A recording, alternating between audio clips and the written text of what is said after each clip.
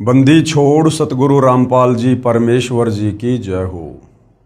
परमपिता परमात्मा सारी सृष्टि के रचनहार कुल मालिक असंख्य ब्रह्मांडों के स्वामी जगत गुरु तीनों लोकों में प्रवेश करके सबका धारण पोषण करने वाले राजाधीराज आत्माधार नाथों के नाथ देवों के देव महादेव सर्वेश्वर महेश्वर मृत्युंजय अजरो अमर आदि अनादि सनातनी प्रभु जगत पिता जगदीश्वर श्री श्री 1008 की उपाधि के वास्तविक अधिकारी अकाल मूर्त शब्द स्वरूपी राम वासुदेव सर्वगतम ब्रह्म परम पूज्य प्रथम पूज्य परम संत परम पुरुष परम धनी परम दयालु सत्य कबीर हक्का कबीर अल्लाहु कबीर अल्लाहु अकबर बाखबर अल्लाह ताला जगत के तारणहार जगत के मुक्तिदाता जगत के जगन्नाथ हारे के सहारे हिंदुओं के राम मुसलमानों के अल्लाह सिखों के वायुगुरु ईसाइयों के मसीह दया के सागर दया निधि करुणा के सागर करुणा निधि स्वयंभू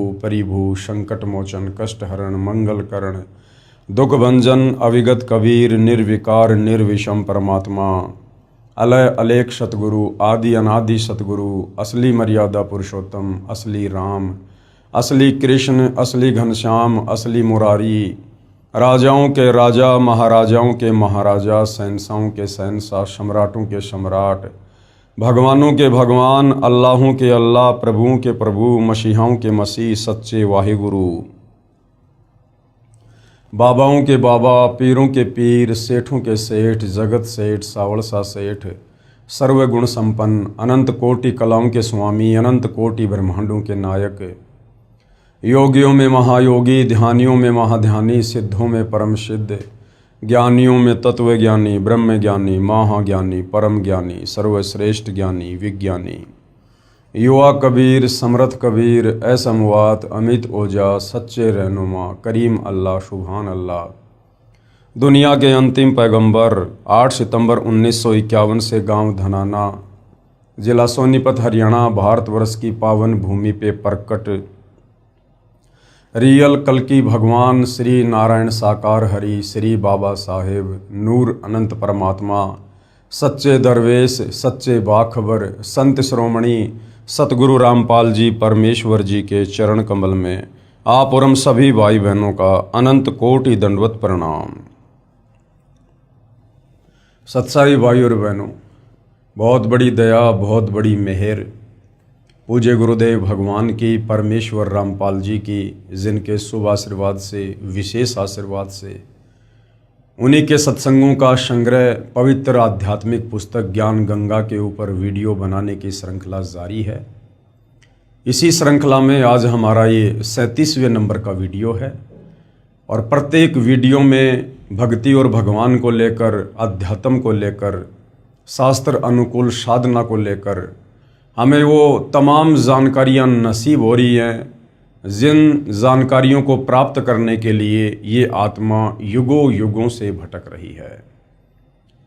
यानी सारी सृष्टि के रचयिता कबीर परमेश्वर जब तक इस धरती पर संत रूप में प्रकट नहीं होते हैं तब तक हमें सृष्टि रचना के विषय में शास्त्र अनुकूल साधना के विषय में इस काल के 21 ब्रह्मांड में कोई नहीं समझा पाता है, कोई नहीं बता पाता है, क्योंकि गीता का ज्ञान देते समय ये काल ब्रह्म श्री कृष्ण जी के शरीर में प्रवेश करके अर्जुन को खुद कह रहा है कि अर्जुन इस संसार रूपी वृक्ष की यानी पूरी सृष्टि रचना की व्याख्या मैं भी विचार काल में यहाँ तेरे को नहीं बता सकता, क्योंकि मुझे भी इसके आदि और अंत का ज्ञान नहीं है।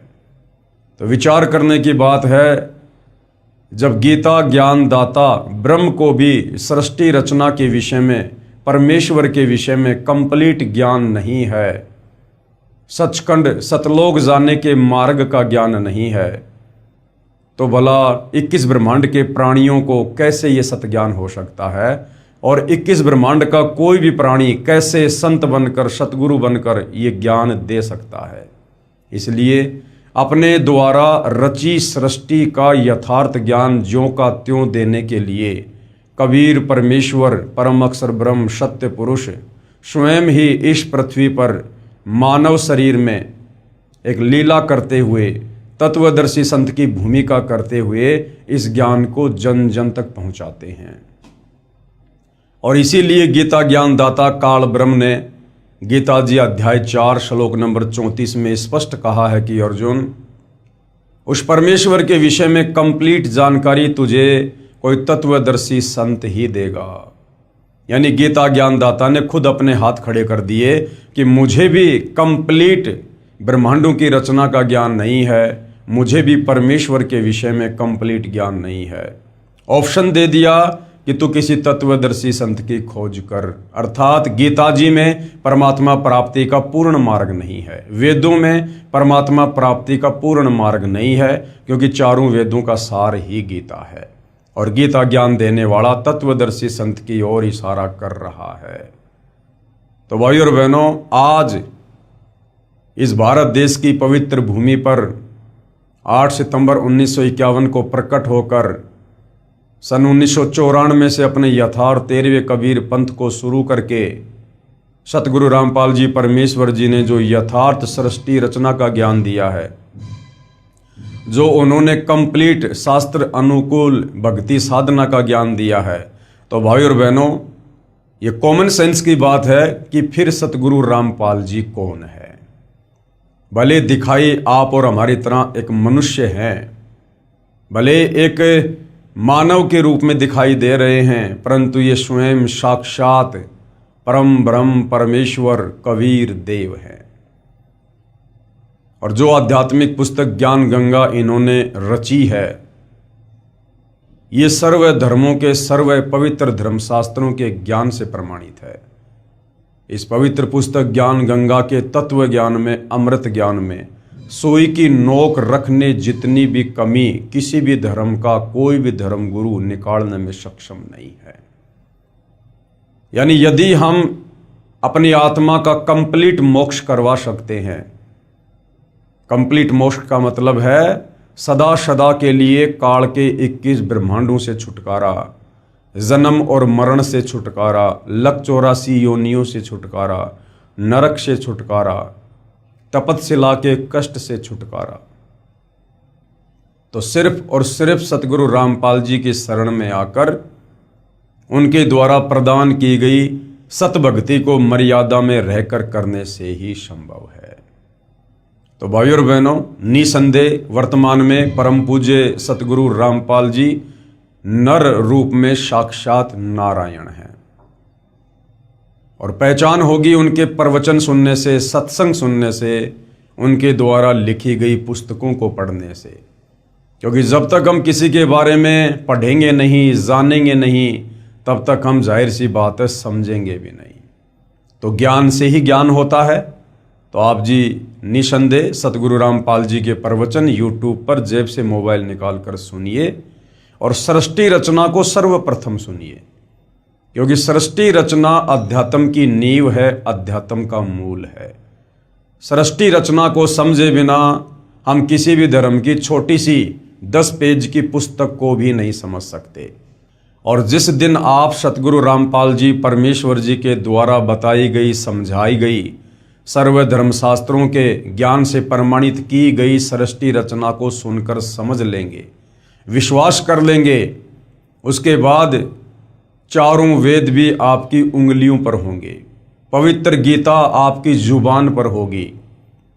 इस तत्व ज्ञान के अभाव में जो धर्मशास्त्र आज से पहले हमारे उन संस्कृत के तथाकथित विद्वान ब्राह्मणों के लिए, गुरुजनों के लिए, पंडितों के लिए पहाड़ के समान थे, आज वो चारों वेद, गीता, कुरान शरीफ, कुरान मजीद, तौरेत, जबूर, इंजिल, बाइबल, गुरु ग्रंथ साहिब, दुनिया की कोई भी धार्मिक पुस्तक हो, वो ये तत्व ज्ञान प्राप्त होने के बाद आपकी उंगलियों पर होगी और आपके लिए प्रथम कक्षा का कायदा हो जाएगा।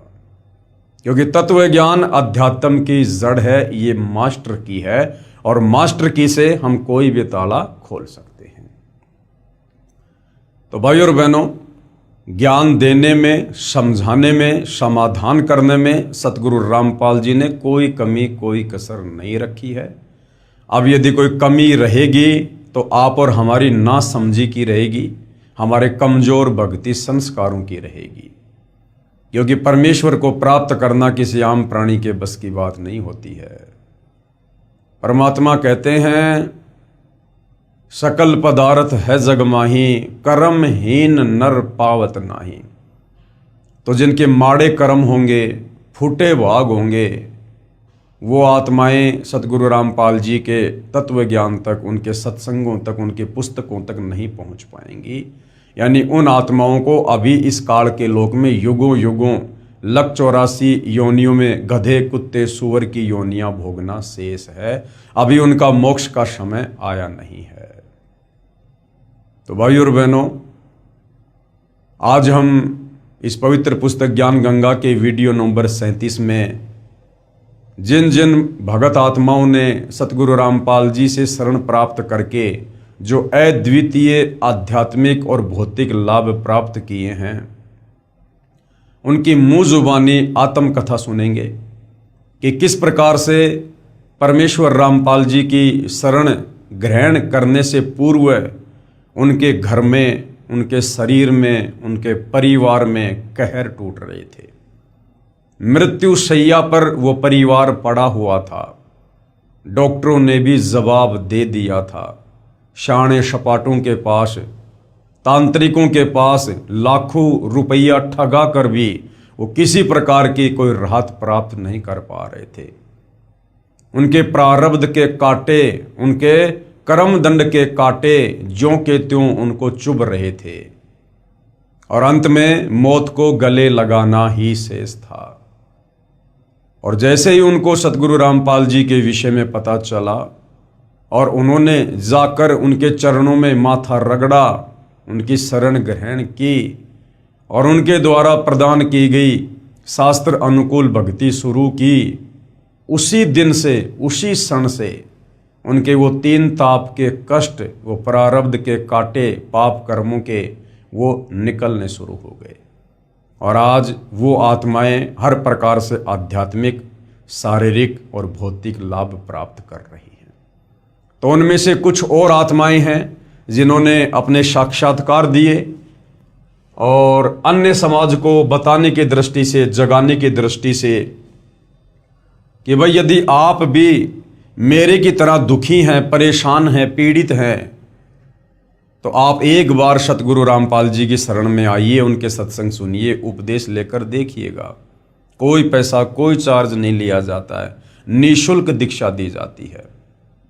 और साथ में वो आत्मा ये भी संदेशा देना चाहती हैं कि यदि आप हमारी तरह दुखी नहीं हैं और वर्तमान में आप सांसारिक दृष्टि से सुखी हैं, तो ये मत भूलिएगा कि ये सुख यहां पर सदा रहेगा। आने वाले समय में, आपके भविष्य में, आपके प्रारब्ध में कितने कष्ट होंगे, कितने कांटे होंगे, आपको किन किन भयंकर परेशानियों का सामना करना पड़ सकता है, ये आपको नहीं पता होता है। इसलिए समय रहते सतगुरु रामपाल जी के ज्ञान को सुनकर, तत्व ज्ञान से परिचित होकर आप तुरंत उनकी शरण को स्वीकार कीजिए, अन्यथा ये काल का लोक है। अभी आप काल के भयंकर षड्यंत्र से परिचित नहीं हैं। आदरणीय नानक जी कहते हैं कि ना जाने काल की कर डारे और किस विध डल जा पाशावे, और जिना दे सरते मौत खुड़क दी उनानो केड़ा हंसावे।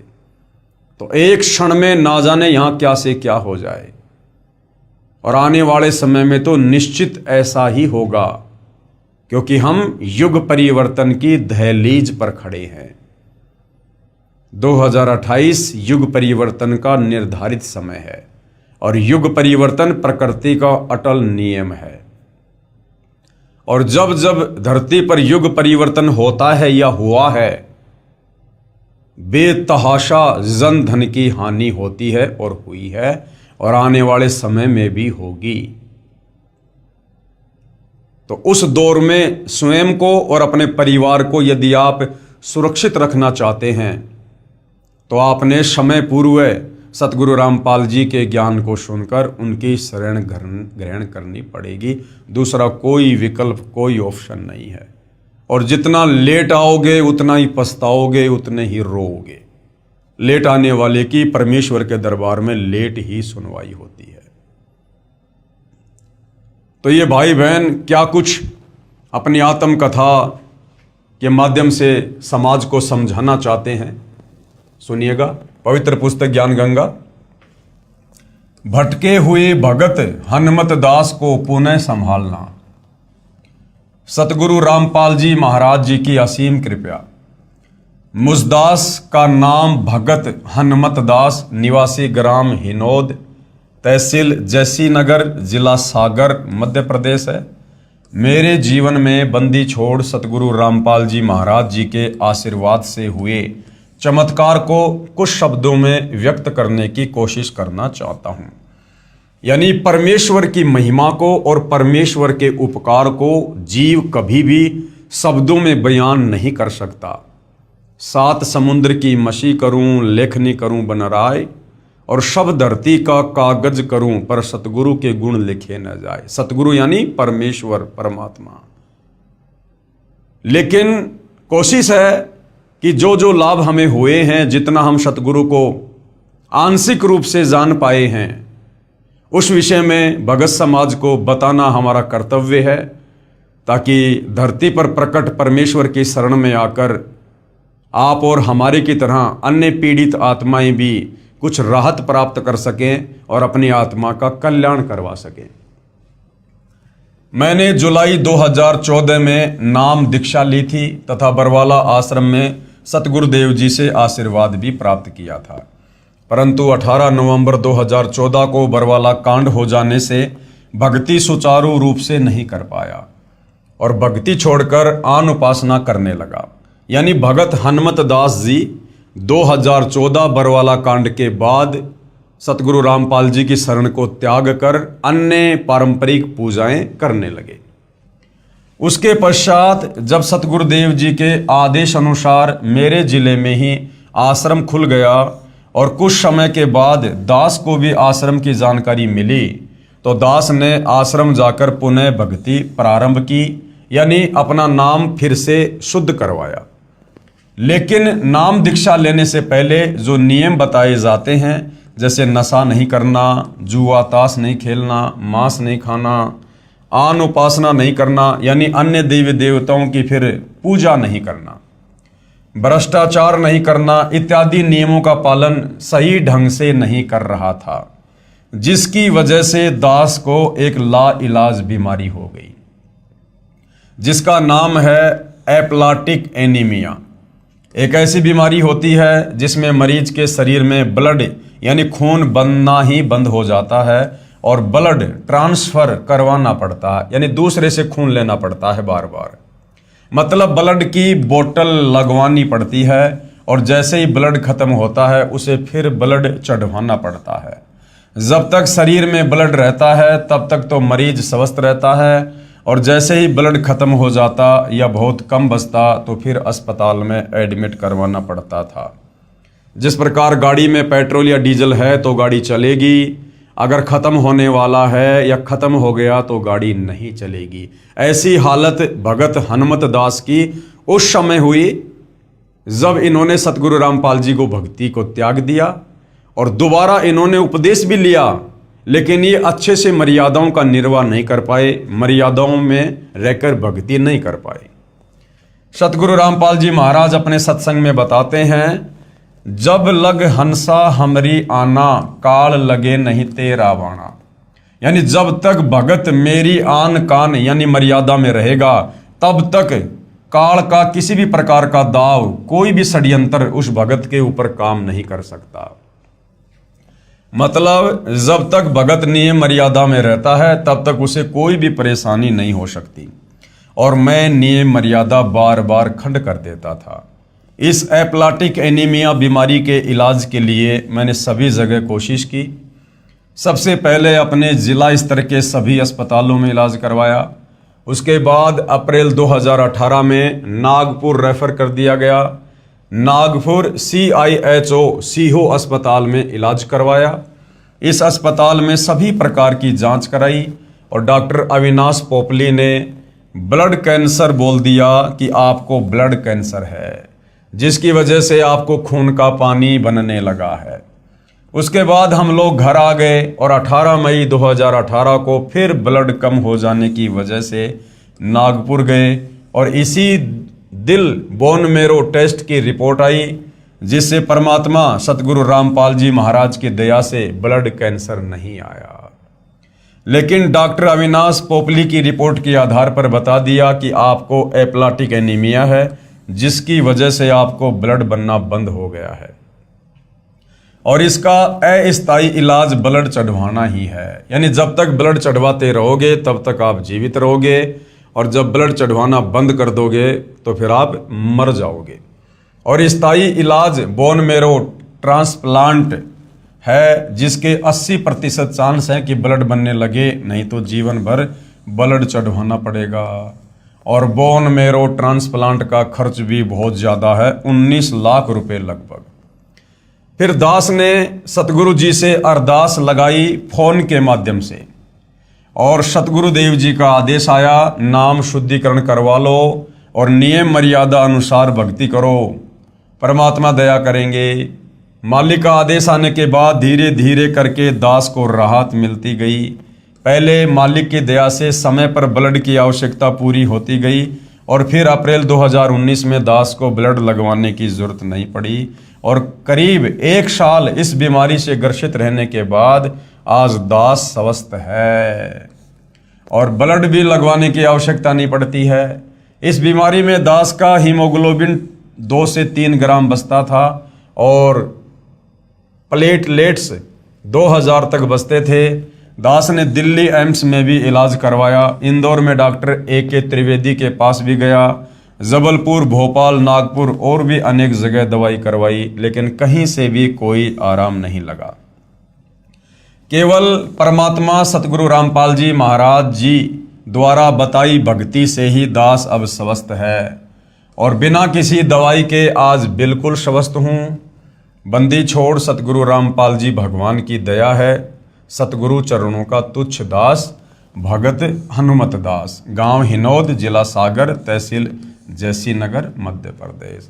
देखो भाई और बहनों, अभी तक हम परमेश्वर जी के गुणों से अपरिचित थे, अभी तक हम शास्त्र अनुकूल साधना से दूर बैठे थे। अन्यथा परमात्मा के गुण तो ज्यों के त्यों हैं, परमात्मा बदल नहीं गया।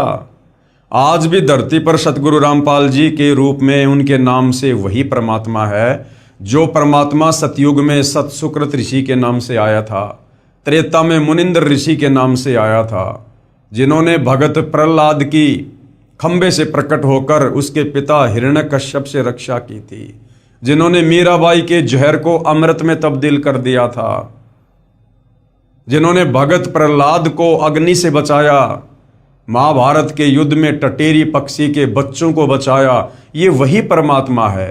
परमात्मा में कोई परिवर्तन नहीं होता, उसके गुणों में कोई बदलाव नहीं होता। लेकिन आप और हम जीव आत्माएं देश काल और परिस्थिति के अनुसार परमेश्वर को भूलकर शास्त्र विरुद्ध साधना करने के चलते परमेश्वर से प्राप्त होने वाले लाभों से, उन्हें फायदों से दूर होते चले जाते हैं, जिस कारण से हम फिर भटकते रहते हैं और हर प्रकार की परेशानियों का सामना करते रहते हैं।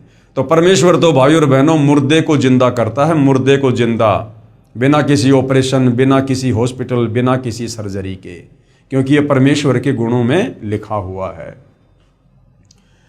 गुरु कृपा की महिमा। आगे एक और आत्मा है जिन्होंने सतगुरु रामपाल जी से उपदेश प्राप्त करने के बाद जो शारीरिक या भौतिक लाभ प्राप्त किए, तो किस प्रकार से उन्होंने अपनी आत्मकथा में बताया। मैं त्रिलोकदास बैरागी, ग्राम डीमरखेड़ा, जिला कटनी, मध्य प्रदेश का निवासी हूँ। मैंने दिनांक 27/6/2010 को नामदान लिया था। जब मैंने नामदान लिया था तब मुझे मालूम नहीं था कि नामदान नहीं बल्कि अमृत ले रहा हूँ। मेरी बात आपको अतिशयोक्ति लगेगी, लेकिन कसम मुझे गुरुदेव के चरणों की, इसमें मैंने जो भी अनुभव किए या जो भी प्रमाण मेरे सामने हुए, मैंने कल्पना भी नहीं की थी कि मेरे साथ ऐसा चमत्कार होगा। नामदान लेने से 6 महीने बाद मेरा पुत्र बीमार होता है, जिसका जन्म 5 पुत्रियों के बाद हुआ था।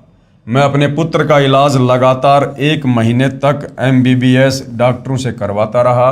मगर 1 महीने तक बालक ठीक नहीं हुआ। अचानक मेरे बालक ने एक दिन सुबह 9 बजे आंखें बंद कर ली, मतलब बेहोश हो गया। मैं उसे लेकर उमरिया पान भागा, वहाँ के सभी डॉक्टरों ने इलाज करने से मना कर दिया। मैं उसे लेकर सिहोरा गया, सभी जगह MBBS डॉक्टर हैं, मगर पुत्र की हालत देखकर सभी ने इलाज करने से मना कर दिया। मानो वो बताना चाहते थे कि तुम्हारे पुत्र की मृत्यु हो चुकी है। पुत्र की उम्र सिर्फ 1 वर्ष थी। हिम्मत बांधकर एक डॉक्टर ने कहा कि अगर उसे ऑक्सीजन मिल जाए तो शायद कुछ हो सकता है। मैंने तत्काल एक 4 व्हीलर रिजर्व की और जबलपुर के लिए भागा, जो कि बच्चों का रिसर्च सेंटर है। वहाँ के डॉक्टर ने बच्चे की हालत देखकर कहा कि इसमें कहीं कोई हलचल नहीं हो रही है, कहीं भी सुई लगाता हूँ इसको कुछ मालूम ही नहीं हो रहा। भर्ती करना मेरे लिए रिस्क की बात है। मैंने कहा भर्ती करो और भर्ती करके इलाज शुरू करो, बाकी सब परमात्मा पर छोड़ दो। डॉक्टर ने कहा अगर इसे 6 घंटे में होश आ गया तो शायद बच जाए, नहीं तो मुश्किल है। सुबह 9 बजे से रात्रि के 9 बज चुके थे, परंतु बालक होश में नहीं आ रहा था। लड़के की माँ ने और मैंने रोना शुरू कर दिया। मेरा ध्यान अचानक ज्ञान गंगा और भक्ति सौदागर को संदेश में लिखे हुए चमत्कारों की तरफ गया जो भक्तों के साथ हुए हैं। मैंने अपने आप को संभाला और अपने आप को गुरु के चरणों में समर्पित कर दिया। कहा गुरुजी मेरे पुत्र की रक्षा करो और मुझे जो विश्वास था गुरु की महिमा पर उसकी लाज रखो। 2-3 बातें भाई और बहनों, जो भगत भाई बहन अच्छे से गुरु जी के ज्ञान को ना समझ पाने के कारण गलतियां कर देते हैं। भगत जी कह रहे हैं कि अपने पुत्र की ऐसी हालत देखकर मैं और मेरी भगतमती रोने लग गए। भाई और बहनों, इसका मतलब हमारे अंदर भी बहुत कमजोरियां हैं। अभी हम विष्णु जी के सतोगुण के प्रभाव से बाहर नहीं हैं, दूर नहीं हैं। जबकि नाम दीक्षा लेने के 2 से 3 वर्ष बाद इन तीनों गुणों का प्रभाव, रजगुण ब्रह्मा, सतगुण विष्णु, तमगुण शंकर का प्रभाव बिल्कुल शून्य मात्र हो जाना चाहिए। हमें ये ज्ञान हो जाना चाहिए कि हमारा यहाँ कोई बेटा बेटी, माता पिता, भाई बंधु, रिश्तेदार, पति पत्नी नहीं है। हम सब यहाँ पर सतलोक में की गई गलती की सजा भोग रहे हैं और इस काल ने हमारे को यहाँ पर कर्म बंधनों में बांधते हुए, ऋण संबंधों में बांधते हुए हमें यहाँ एक दूसरे के साथ बेटा बेटी के रिश्ते में, माता पिता के रिश्ते में, पति पत्नी के रिश्ते में जकड़ रखा है, बांध रखा है। और सतगुरु हमें जो तत्व ज्ञान देते हैं वो इसीलिए देते हैं कि हम इन ऋण संबंधों से, इन कर्म बंधनों से कुछ ढीले हो जाएं, कुछ दूर हटना शुरू हो, कुछ राहत प्राप्त करें और अपना मूल जो मकसद है उसको समझें कि यहां मेरा कोई परिवार नहीं है, मेरा असली परिवार सतलोक में है। मेरे असली बेटा बेटी यदि कहीं हैं तो सतलोक में हैं। और यदि हम सतगुरु से उपदेश लेकर, दिन रात उनके प्रवचन सुनकर, और यदि यही इस काल की गंदी व्यवस्था में ही अगर इसी प्रकार से मरते रहे, घुटते रहे, मेरा मेरी, तेरा तेरी के चक्करों में बंधे रहे, जरा सी किसी को परेशानी आ गई आंखों से आंसू निकालते रहे, तो भाई और बहनों फिर हम किस दिन सतलोक जाने की तैयारी करेंगे?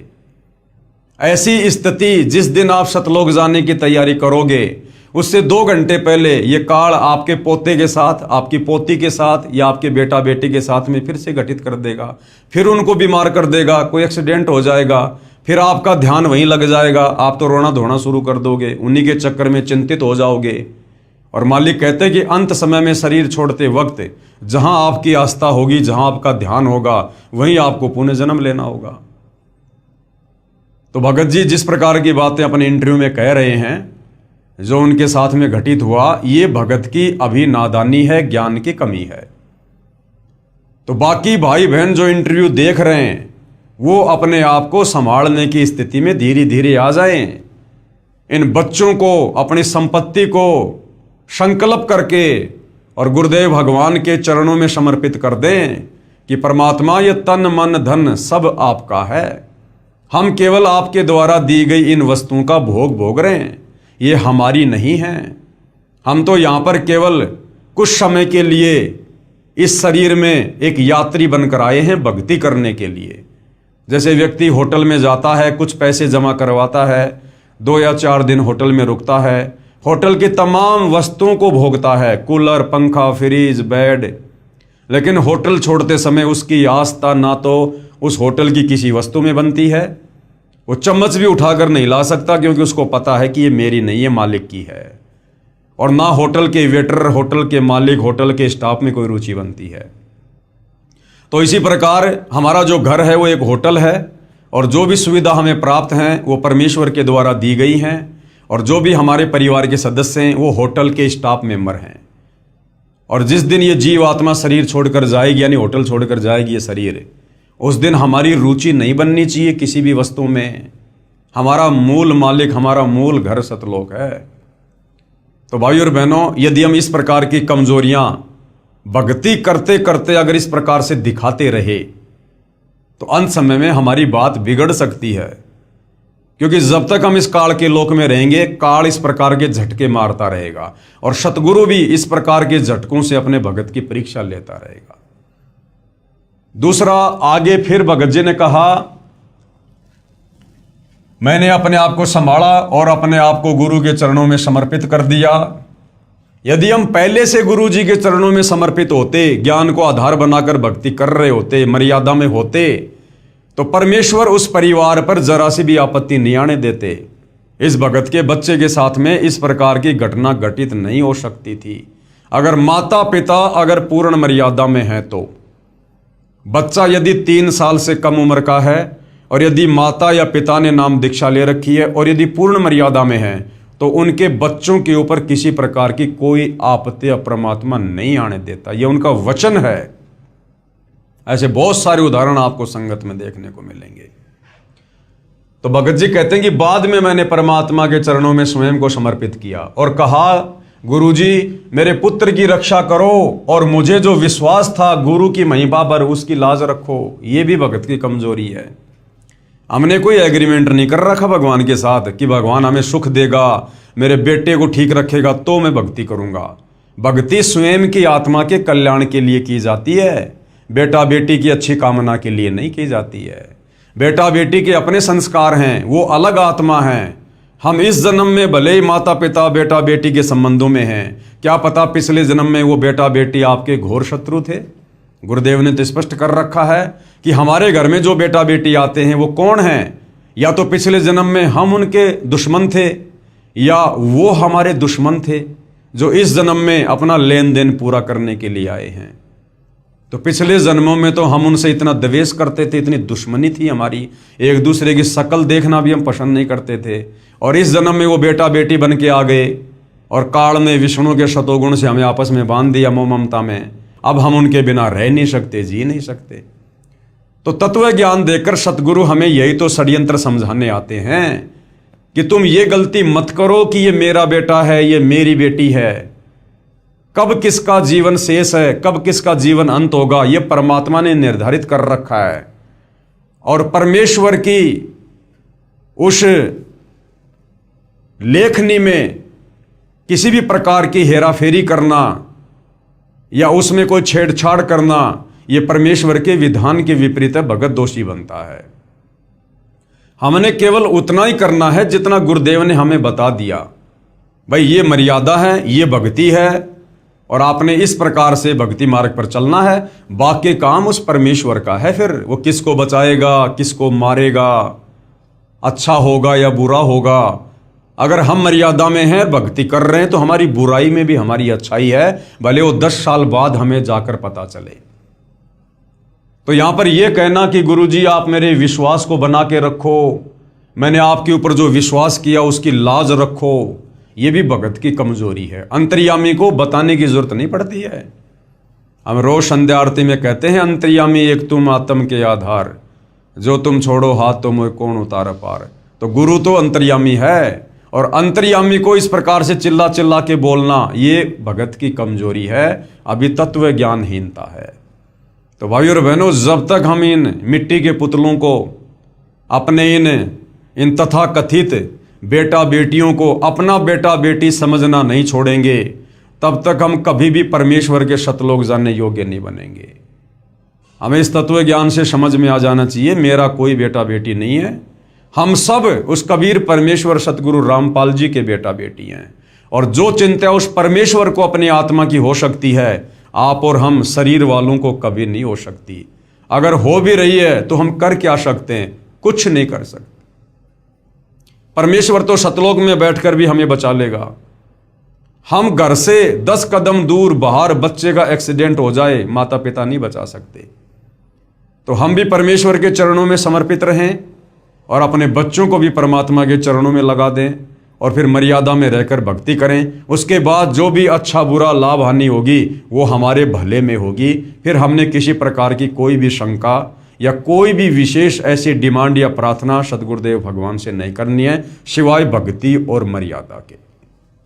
तो ये भी हम भाई बहनों ने थोड़ा सा ध्यान रखना है। मैंने अपने आप को संभाला और अपने आप को गुरु के चरणों में समर्पित कर दिया। कहा, गुरु जी मेरे पुत्र की रक्षा करो, और मुझे जो विश्वास था गुरु की महिमा पर, उसकी लाज रखो। लगभग 12 बजे जब डॉक्टर राउंड पर आया तो कहता है कि बच्चे की हालत में क्या सुधार है। मैंने कहा, जैसा सुबह था वैसा अभी भी है। डॉक्टर ने इंजेक्शन मंगाया और बालक की जांघ पर लगाया। इंजेक्शन लगते ही बालक रोने लगा, जैसे वो खुद इंजेक्शन गुरु जी ने लगाया हो।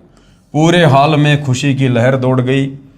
डॉक्टर ने मेरे सिर पर हाथ रखकर कहा, अब तुम्हारा बालक होश में आ गया है। ऐसे मर्ज वाले बालक बहुत कम होश में आते हैं। विचारणीय बात यह है कि इंजेक्शन का असर तो 10 या 20 मिनट के बाद होता है।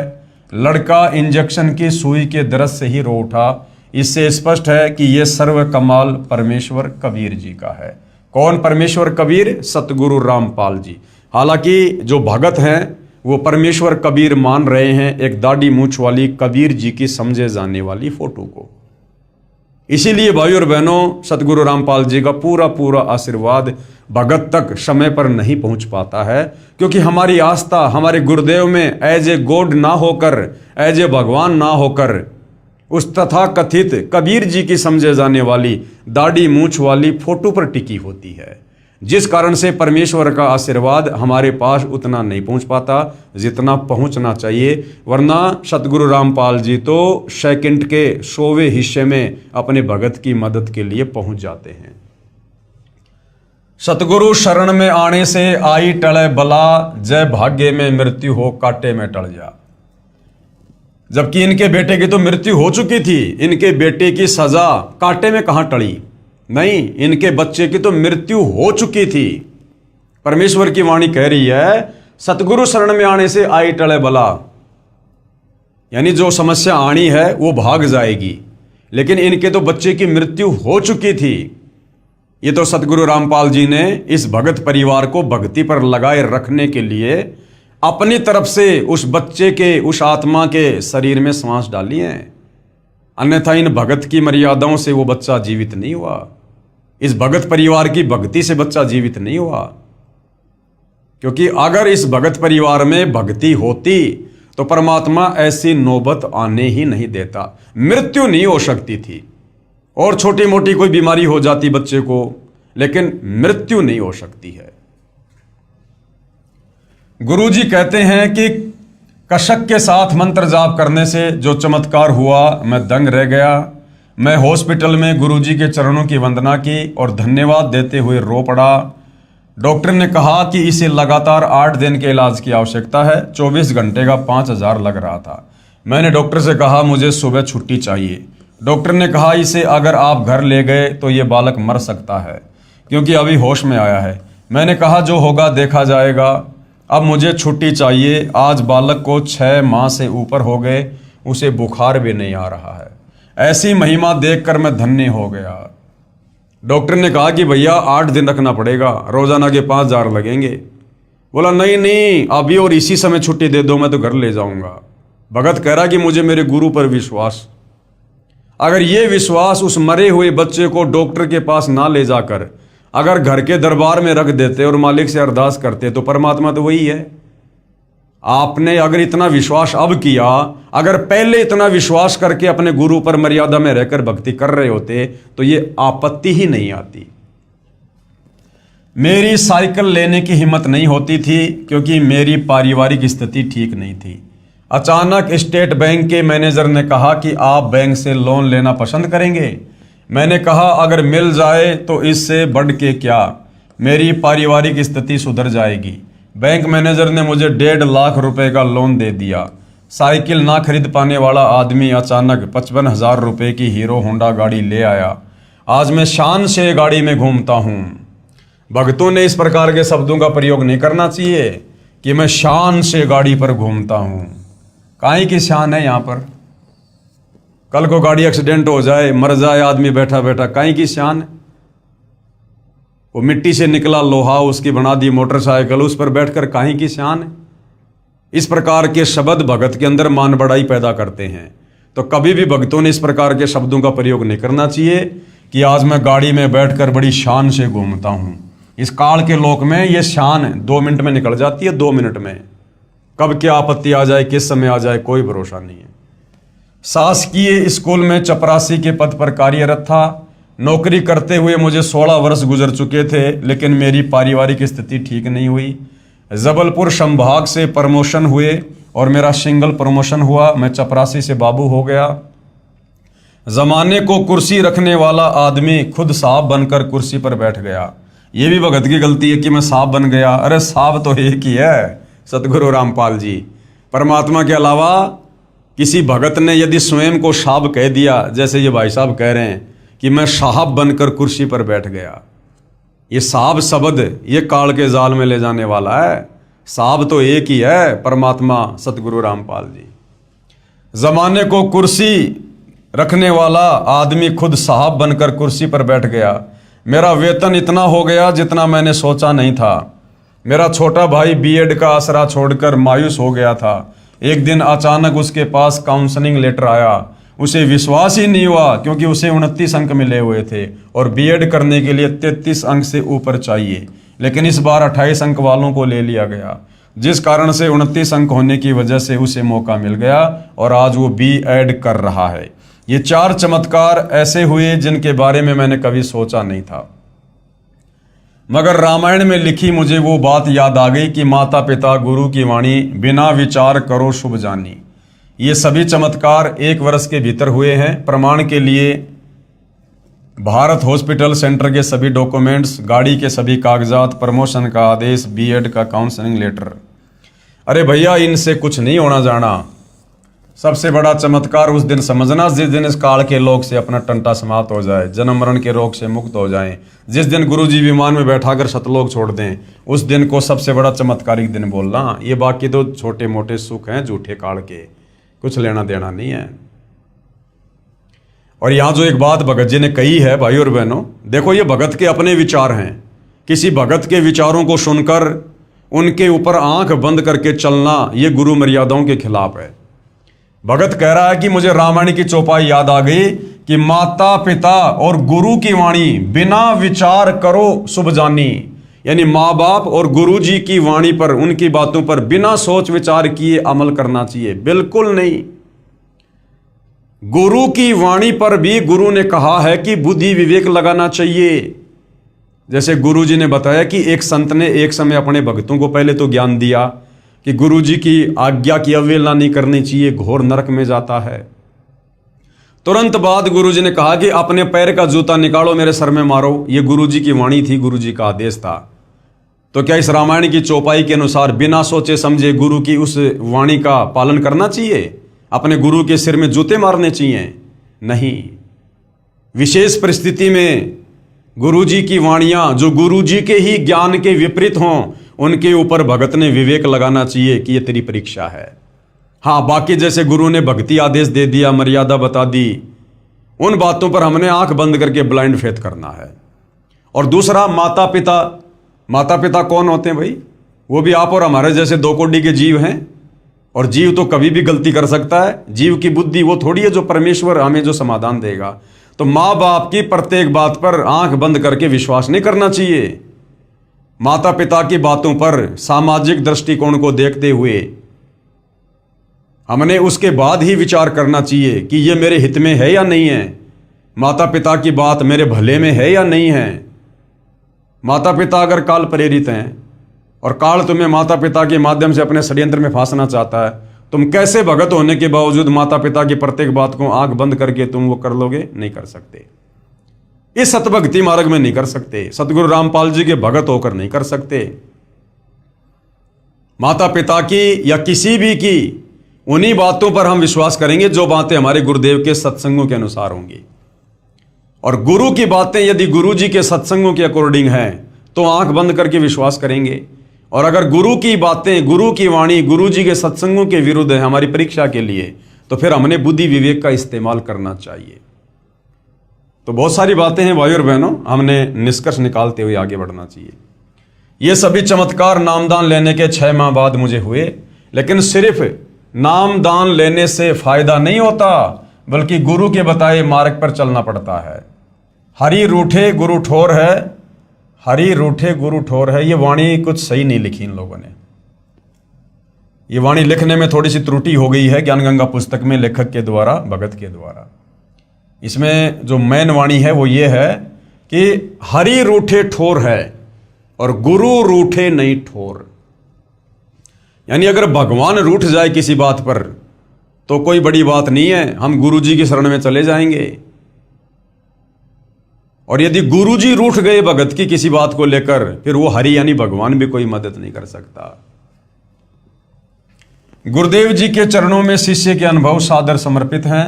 भगत त्रिलोकदास बैरागी, साहा ग्रेड 3, साहा उच्च माध्यमिक विद्यालय मुरवारी, तहसील डीमरखेड़ा, जिला कटनी, मध्य प्रदेश। आगे भाई और बहनों एक और भगत है जिन्होंने अपनी आत्मकथा इस पवित्र पुस्तक ज्ञान गंगा में लिखवाई है। और ये जो भगत है ये गांव धनाना से है और सतगुरु रामपाल जी के ये सांसारिक परिवार से संबंध रखता है। और सतगुरु रामपाल जी से उपदेश लेने के बाद इस भगत परिवार के घर में क्या घटना घटी, इसके बच्चे को किस प्रकार से 11,000 वोल्टेज के तार ने पकड़ लिया, यानी बिजली का करंट लगा, और किस प्रकार से सतगुरु रामपाल जी ने, जो स्वयं परमेश्वर हैं, परमात्मा हैं, उस भगत आत्मा की रक्षा की। 11,000 वोल्टेज के तार से छुड़वाना। मैं भगत सुरेश दास, पुत्र श्री चांदराम, निवासी गांव धनाना, जिला सोनीपत, जो कि फिलहाल शास्त्री नगर रोहतक हरियाणा का निवासी हूं। सतगुरु जी से नाम उपदेश लेने से पहले मेरे घर की आर्थिक स्थिति बहुत कमजोर थी। परिवार का कोई भी ऐसा सदस्य नहीं था जो कि कभी बीमार ना रहता हो। मेरी पत्नी को भूत प्रेत बहुत ही ज़्यादा परेशान करते थे। इतना कष्ट रहने के बावजूद हम देवी देवताओं की बहुत पूजा करते थे तथा मेरी हनुमान जी में बहुत ज़्यादा आस्था थी। लेकिन घर में संकट पर संकट आते जा रहे थे, किसी भी काम में बरकत नहीं हो रही थी। पूर्ण परमात्मा सतगुरु रामपाल जी महाराज जी मेरे परिवार के होने के कारण हम उनको पूर्ण परमात्मा नहीं मान पाए। ये सतगुरु रामपाल जी के सांसारिक दृष्टि से चाचा जी का लड़का है सुरेश दास। तो कह रहा कि भगवान हमारे घर में आए हुए पूर्ण परमात्मा, लेकिन हम उनको पहचान नहीं पाए, जिसका खामियाजा हमें कई वर्षों तक झेलना पड़ा। तभी क्या हुआ, तभी गांव सिंहपुरा निवासी भगत विकास ने मुझे बताया कि आपके घर में कौन आए हुए हैं? पूर्ण परमात्मा जगत गुरु रामपाल जी महाराज आए हुए हैं और आप कहाँ सोए पड़े हो। तो मैंने कहा कि काल ने हमें कष्ट ही इतना दे रखा है कि हमें वहाँ के बारे में जानने का टाइम ही नहीं मिला। सारा समय डॉक्टरों के चक्कर काटने में चला जाता है। सकल पदार्थ है जग माही, भाग बिना नर पावत नाही। दुनिया हजारों सैकड़ों किलोमीटरों से चलकर आकर सतगुरु रामपाल जी से आध्यात्मिक और भौतिक लाभ प्राप्त कर रही है। और सतगुरु रामपाल जी के सांसारिक दृष्टि से जो परिवार वाले हैं, रिश्तेदार हैं, वो उनको ना पहचान पाने के चलते डॉक्टरों के चक्कर काट रहे हैं। वो कहते हैं ना कि घर का जोगी जोगना, बाहर का जोगी सिद्ध। और हरियाणा में कहावत है कि दीपक तले हमेशा अंधेरा रहता है। तो वो कहानी भगत सुरेश दास जी के साथ घटित हो रही थी। ऊपर से आर्थिक तंगी भी बहुत रहती है। उस भगत ने मुझे काफ़ी समझाया। पूर्ण परमात्मा की ऐसी दया हुई कि मैं सतगुरु रामपाल जी महाराज से नाम उपदेश लेने के लिए अक्टूबर 2010 में सतलोक आश्रम बरवाड़ा में पहुंचा। नाम उपदेश लेने के बाद सतगुरु जी ने अपना दया का पिटारा खोल दिया और मुझे वो सुख अनुभव होने लगे जिनका वर्णन इस जुबान से कर पाना बहुत मुश्किल है। मेरी पत्नी को भूत प्रेत सता रहे थे। सतगुरुदेव जी की दया से अब वह पूर्ण रूप से ठीक है। 7 सितंबर 2011 को मेरा लड़का मोहित 12 साल, जो कि मेरे कहने पर मिस्त्री को बुलाने के लिए गया था, मेरा लड़का मिस्त्री के मकान की छत पर चढ़ गया तथा छज्जे पर चला गया। छज्जे के साथ ऊपर 11,000 वोल्टेज के बिजली के तार थे। लड़के तथा तारों के बीच में केवल 1 फीट की दूरी थी। जब वह उनके नजदीक गया तो तारों ने लड़के को खींच लिया और लड़के के सिर पर तार चिपक गया। 11,000 वोल्टेज की बिजली अगर किसी को पकड़ ले, भाई और बहनों, बचना बिल्कुल नामुमकिन। तथा 1 इंच गहरा घुस गया। तार लड़के की खोपड़ी में 1 इंच गहरा घुस गया। वह मुंह जल गया और बिजली सारे शरीर में प्रवेश करके पैर के अंगूठे की हड्डी को तोड़कर निकलने लगी। उसी समय सतगुरु रामपाल जी महाराज आकाश मार्ग से आए तथा मेरे लड़के को बहुत ही चमकदार तेजोमय शरीर सहित दिखाई दिए, जैसे हजारों ट्यूबों का प्रकाश हो रहा हो। उन्होंने लड़के का हाथ पकड़कर बिजली से छुड़ाकर छज्जे पर लिटा दिया। फिर लड़के की सतगुरु जी से बहुत बातें हुई तथा जब सतगुरु जी जाने लगे तो लड़के ने पूछा कि गुरु जी कहाँ जा रहे हो? तो गुरु जी ने कहा कि बेटा मैं तेरे साथ हूं, तू घबरा मत। अब बहुत सारे तत्व ज्ञानहीन भाई बहनों को जो भक्ति और भगवान की परिभाषा से अपरिचित हैं, केवल शास्त्र विरुद्ध साधना करने के चलते जिन्हें भगवान से कोई लाभ हुआ नहीं और अंत में उन्होंने निष्कर्ष निकाल लिया कि कोई चमत्कार नहीं हो सकता, कोई भगवान नहीं है, तो उन लोगों के लिए ये सत्य कथा झूठी हो सकती है। परंतु भाइयों और बहनों, परमेश्वर जो कर सकता है वो जीव की कल्पना से बाहर होता है। सतगुरु जो चावे सो कर ही भरम पड़ो मत कोई, सेव धड़ पर शीश चढ़ाया पछ करी रसोई। बहुत सारे उदाहरण हैं यदि हम विचार करें। हम हनुमान जी के बारे में सुनते हैं कि जब हनुमान जी छोटे से थे, बालक थे, घुटनों के बल चलते थे, तो उन्होंने सूरज को, ये सूरज जो पृथ्वी से कई गुना बड़ा है, आग का गोला, उन्होंने सूरज को कोई फल जानकर, खाने की वस्तु जानकर और अपने मुंह में ले लिया।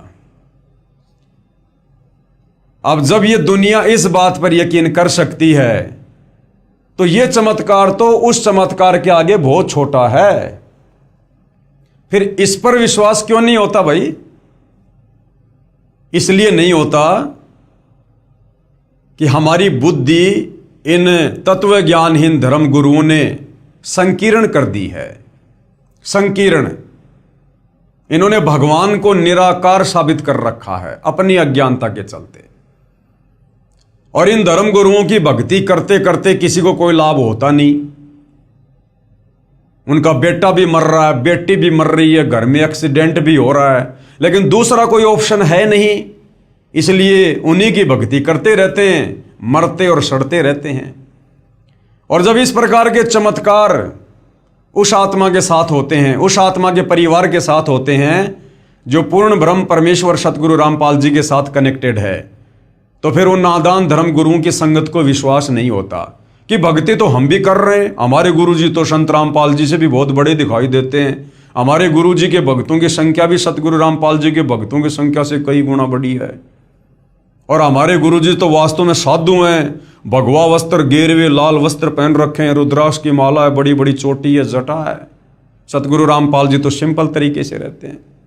तो वो सोचते हैं कि ऐसा नहीं हो सकता। भाई और बहनों, जो हम सोच नहीं सकते परमात्मा वही करता है। जहां इंसान की बुद्धि काम करना बंद कर देती है, वहां से परमात्मा का कार्य शुरू होता है। उस परमेश्वर ने मीराबाई के जहर को अमृत बना दिया, तो क्या नहीं कर सकता वो परमात्मा। जो परमात्मा भगत प्रहलाद को बचाने के लिए खंबे में प्रकट हो सकता है, उसको आकाश मार्ग से आने में क्या दिक्कत है। हम हनुमान जी की लीलाओं पर शंका क्यों नहीं करते। एक आदमी, एक व्यक्ति जो त्रेता युग में आया, जन्मा, अंजनी के गर्भ से जन्मा, वो इतने लंबे चौड़े समुद्र को कैसे आकाश मार्ग से पार कर देगा। यदि हम उनकी बातों पर विश्वास कर सकते हैं, रामायण की बातों पर विश्वास कर सकते हैं, तो फिर हम सतगुरु रामपाल जी के द्वारा जो चमत्कार उनके भक्तों के साथ किए जा रहे हैं, हम उन पर विश्वास क्यों नहीं कर सकते। क्योंकि अभी हम सतगुरु रामपाल जी की शरण से दूर हैं, और ये मन उन बातों की तरफ इंसान को ज्यादा लेकर जाता है जिनकी कथा सुनने से, जिनकी महिमा करने से हमें कोई लाभ ना हो। दुनिया रामायण का पाठ करती है, हनुमान श्री राम की कथा सुनती है, लाभ 0%, क्योंकि वो कथाएं हमें लाभ नहीं दे सकती। वो भगवान समर्थ नहीं है। उनके जीवन काल में जो चमत्कार हम मानते हैं कि उन्होंने किए, वो चमत्कार उन्होंने नहीं किए। वो चमत्कार भी पूर्ण ब्रह्म परमेश्वर कबीर देव, जो वर्तमान में सतगुरु रामपाल जी के नाम से धरती पर प्रकट हैं, इन्होंने किए, और महिमा हो गई उनकी, नाम हो गया उनका। हनुमान जी इतने समर्थ नहीं थे कि वो छलांग लगाकर और श्रीलंका चले जाएं। ये चमत्कार भी कबीर परमेश्वर जी के आशीर्वाद से, उनकी शक्ति से हुआ। हनुमान जी इतने सामर्थ्यवान नहीं थे कि वो द्रोणागिरी पहाड़ को, जो कई कई किलोमीटर में था, अरबों खरबों टन वजन था, उसको उठाकर लंका ले जाएंगे आकाश मार्ग से। नहीं, जब आप शास्त्र अनुकूल साधना करने लगेंगे, सतगुरु रामपाल जी के द्वारा बताई गई सत्यनारायण कथा को सुनेंगे, 5वें वेद सूक्ष्म वेद की वाणियों को सुनेंगे, समझेंगे, तब आपको पता चलेगा वो पहाड़ उठाने वाला कार्य भी हनुमान ने नहीं, बल्कि हनुमान जी के रूप में कबीर परमेश्वर सतगुरु रामपाल जी ने किया। अब ये आपको विश्वास होना मुश्किल है कि ये तो पागल आदमी है। बाबा रामपाल जी तो अभी 1951 में धरती पे आए हैं। ये तो गांव धनाना के हैं। कहाँ त्रेता युग, लाखों साल पहले, क्या डींग मार रहे हैं। तो भाई और बहनों, ये बातें आपको उस समय तक डींग लगेंगी जब तक आप सतगुरु रामपाल जी के सत्संग सुनना शुरू नहीं करेंगे।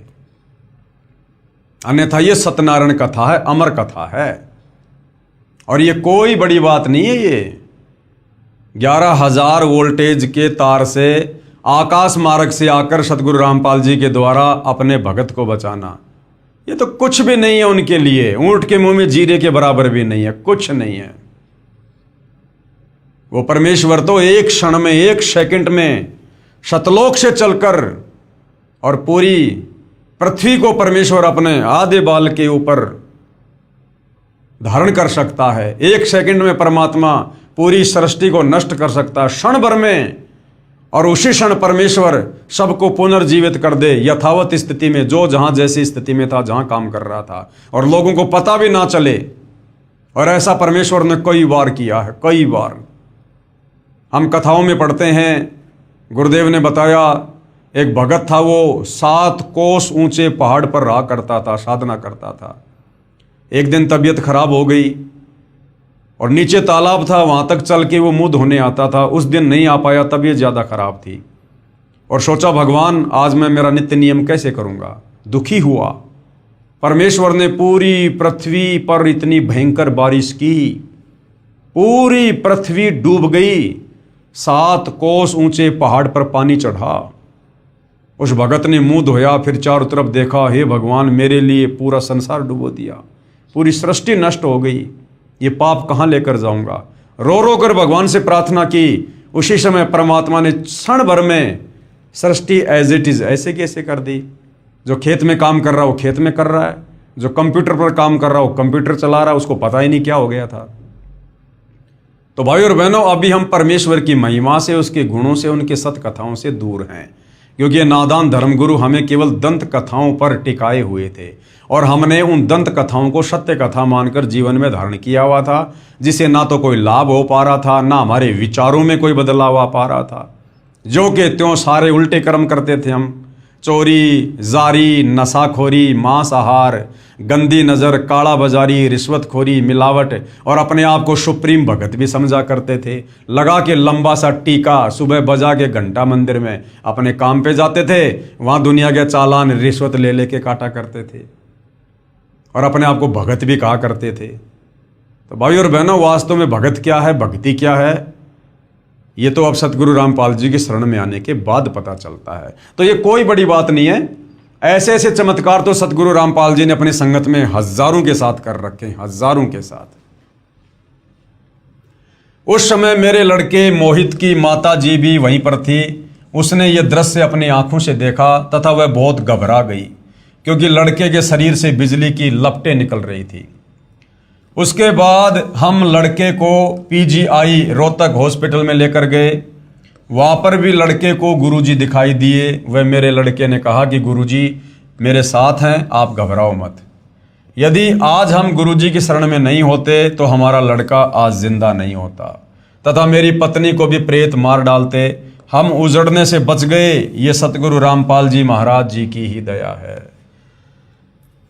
सर्व पाठकों से प्रार्थना है कि मेरी सत्य कथा को पढ़कर आप जी भी सतगुरु रामपाल जी महाराज जी की शरण में आकर अपना समय रहते कल्याण कराओ, तथा प्रारब्ध यानी भाग्य में लिखे कर्मों के कारण जो घटनाएं घटित होती हैं उनसे पूर्ण रूप से बचोगे।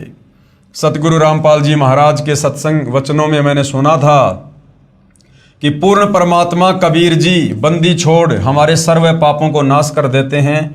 ऐसा ही प्रमाण ऋग्वेद मंडल 10 सूक्त 161 मंत्र 2 में तथा मंडल 9 सूक्त 80 मंत्र 2 में भी लिखा है कि यदि किसी रोगी की प्राण शक्ति क्षीण हो चुकी है तथा उसकी आयु भी शेष ना रही हो तो उसके प्राणों की रक्षा करूं तथा उसे 100 वर्ष आयु प्रदान करूं, अर्थात उसकी आयु बढ़ाकर साधक को सर्व सुख प्रदान करता है। अब भाई और बहनों, दास ने 2-3 बार इसी पुस्तक में इसी बात को ये कहते हुए कि वे परमात्मा अपने भगत की आयु बढ़ा देता है, 100 वर्ष की उम्र प्रदान करता है, तो दास ने जो है ऋग्वेद की जगह यजुर्वेद बोल दिया।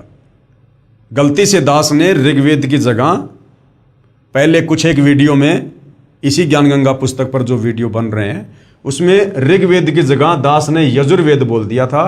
तो उसके लिए दास आप भाई बहनों से माफ़ी चाहता है, आप जी उसमें सुधार जो है वो कर लेना। सज्जनों, सतगुरु रामपाल जी महाराज ने अपने अमृत वचनों में ये भी बताया है कि प्रत्येक प्राणी अपने किए कर्मों के अनुसार ही सुख व दुख प्राप्त करता है। दुख तो पाप कर्मों का फल है तथा सुख पुण्य कर्मों का फल है।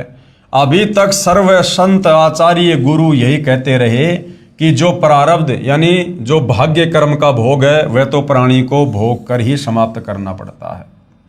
हे सभ्य पाठकों, सतगुरु रामपाल जी महाराज कहते हैं कि पाप कर्म से दुख होता है। यदि पाप कर्मों का नाश हो जाए तो दुख का स्वतः अंत हो जाता है।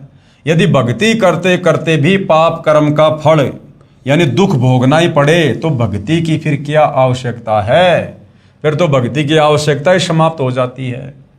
7 सितंबर 2011 को हमारे प्रारब्ध कर्म के पाप के कारण मेरे पुत्र मोहित की मृत्यु होनी थी।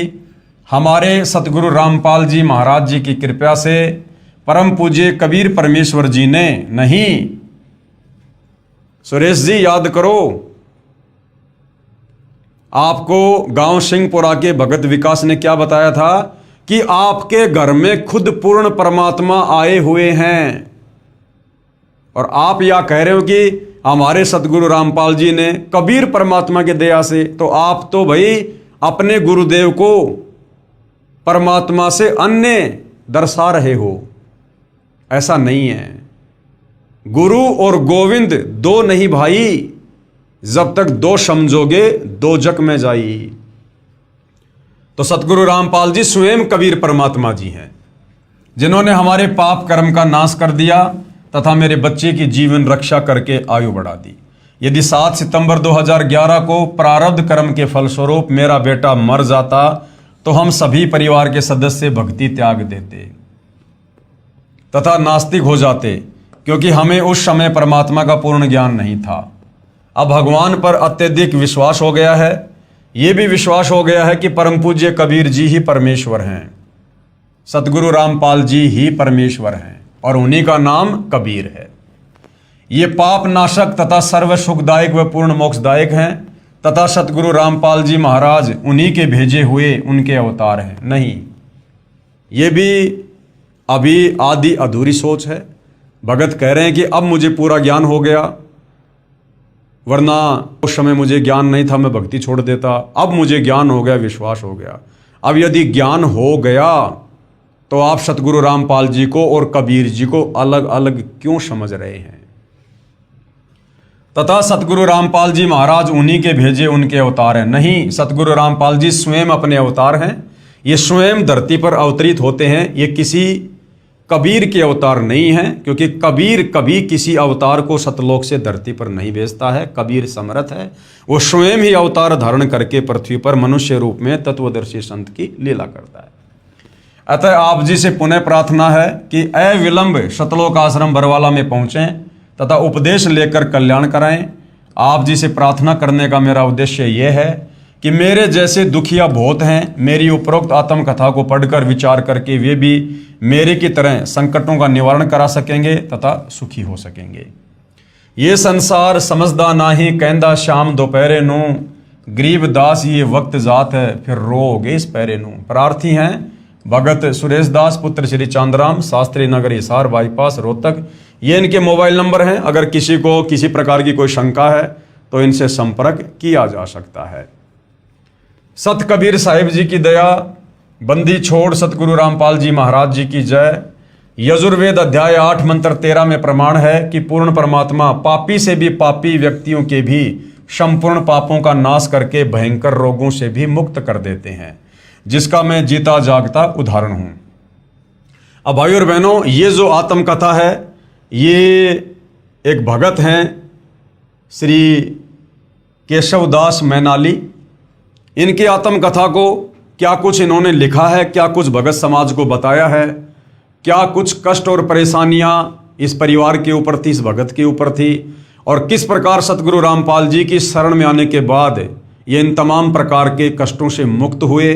फिर उन्होंने अपनी आत्मकथा इस पवित्र पुस्तक ज्ञान गंगा में लिखवाई। इस पर भाई और बहनों हम नेक्स्ट वीडियो में जिक्र करेंगे। और आप जो भाई बहन इस पवित्र पुस्तक ज्ञान गंगा के ऊपर बन रहे वीडियो देख रहे हैं और अभी तक आप सतगुरु रामपाल जी की शरण में नहीं हैं, तो आप जी से प्रार्थना करेंगे कि आप जी अति शीघ्र सतगुरु रामपाल जी के ज्ञान को समझकर अपनी आत्मा के कल्याणार्थ हेतु उनसे उपदेश प्राप्त करें। उपदेश प्राप्त करने के लिए वर्तमान में आप जी सतलोक आश्रम धनाना जा सकते हैं, जहाँ पर सतगुरु रामपाल जी स्वयं विराजमान हैं। मैं मई 2026 की बात कर रहा हूँ। आगे वे कहाँ विराजमान होंगे इसके विषय में अभी कुछ नहीं कह सकता। संपर्क कैसे करें उसके लिए आप जी गूगल पर सतलोक आश्रम धनाना के मोबाइल नंबर सर्च कर सकते हैं। साथ में वेबसाइट है www.jagatgururampalji.org। आप इस वेबसाइट पर जाकर भी जहाँ जहाँ नामदान की जो प्रक्रिया है जारी है, कहाँ से आप नाम दीक्षा प्राप्त कर सकते हैं, आप संपर्क करके जानकारी ले सकते हैं। तो भाई और बहनों, अविलंब सतगुरु रामपाल जी के चरणों में आइए, अपने आप को समर्पित कीजिए और जैसा पूज्य गुरुदेव भगवान हमें भक्ति के लिए निर्देशित करें वैसी आप जी भक्ति कीजिए, क्योंकि आने वाला समय 2028 युग परिवर्तन का निर्धारित समय है। जितना लेट आओगे उतना ज़्यादा पछताओगे। ये समय सदा ऐसा नहीं रहेगा जैसा वर्तमान में आप जी समझ रहे होंगे। तो भाई और बहनों, आज के इस एपिसोड में केवल इतना ही। कल फिर परमेश्वर की सेवा में हाजिर होंगे। तब तक गुरुदेव भगवान हम सबको आज्ञा दें, आशीर्वाद दें, सद्बुद्धि दें, हमारा मार्गदर्शन करें। बंदी छोड़ सतगुरु रामपाल जी परमेश्वर जी की जय हो।